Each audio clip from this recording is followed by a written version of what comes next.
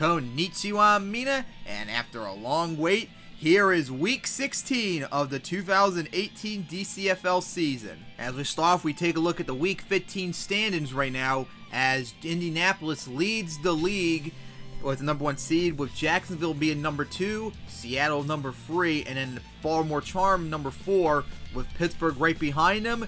And then it's the Phoenix Devils ahead of the Chicago Staleys. Then it's the New York Gangsters. Then the Charlotte Bobcats, with the Oakland Pillagers being last place and the only team eliminated.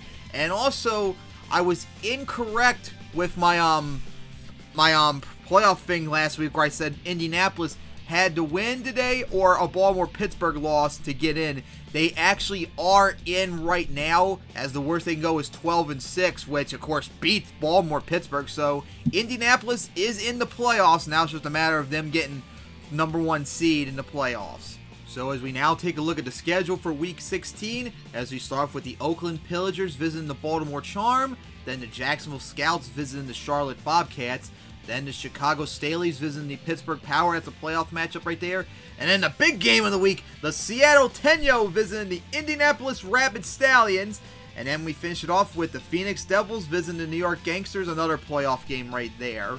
So of course we start off with the week with the Oakland Pillagers visiting the Baltimore Charm. Oakland have gone 3-2 the last bunch of weeks after going 0-10 to start the year. Meanwhile, my Charm have now won 3 in a row to get right into the playoff mix, as we need a win here to guarantee a 500 record and still maintain our 4th spot, at least for the moment, in the playoffs. And the Charm would get the victory 24-17, outscoring Oakland 21-0 to start the game. Oakland made a big comeback, but in the end, thankfully for me, Baltimore was able to hold off, as this was a 7-sack-filled game and Baltimore forced a fumble. So with that, guaranteed us a 500 season and got us a 4th seed right now in the playoffs. Then we go down south to Charlotte, as the Bobcats host the Jacksonville Scouts. The Scouts trying to win to keep up with Indianapolis in the playoff race, and of course trying to win now to get themselves closer to a playoff spot. But with Baltimore win, that ruined their chance to get a playoff appearance this week, so they're going to have to wait another week. But they can still try and win to get themselves in closer for the playoffs. And Jacksonville would get it 41-36 in a high-scoring game where they got almost 600 yards of offense. Holy shit! They got 5 sacks and they had to make a comeback and got the final touchdown with just like a minute something remained to win the game. Wow, what an incredibly high-scoring game this was. And with that, they've knocked the Charlotte Bobcats out of the playoffs and guaranteed them the 2nd seed for right now. So big win for Jacksonville, although their defense needs to play a lot better to prevent that from happening again. Next up is the Chicago Staleys visiting the Pittsburgh Power, as Pittsburgh lost the game already, so they need to get right back in the mix again. Whereas Chicago, oh my god, they've gone like 1-4 or something like that the last bunch of weeks. They're barely hanging in for a playoff appearance. And Pittsburgh would dominate 30-19 to get their first 500 season guaranteed, as they just destroyed Chicago until Chicago tried to make a big comeback in the 4th quarter, but of course wasn't enough, as Chicago got 4 sacks, but Pittsburgh got 2 picks, and one of them was turned for pick 6. So they really shut down Chicago's offense hard, as they move on to still be behind Baltimore in terms of the playoff bracket right now. Then we get the big showdown, the Seattle Tenyo visiting the Indianapolis Rapid Stallions, as Aaron said on our server, wants to get revenge on Seattle so badly, as Seattle was the team that gave Indianapolis their first loss. And of course, holy shit, after that win, Seattle's gone like 2-5 since then. They're on a tailspin, as they have the 3rd seed for right now, but if they lose this one, they're in a freeway tie between Baltimore and Pittsburgh for the 2 seeds, as Indianapolis trying to win to keep their 2-game lead over Jacksonville. And Indianapolis would dominate 37-20. Seattle started strong in the 1st quarter, but after that, it went all downhill. Once again, didn't even get 300 yards. For as high scoring of a game this was all defense. Take a look at this. For Seattle, they had 2 sacks, and they got 3 interceptions off of Indianapolis' quarterback.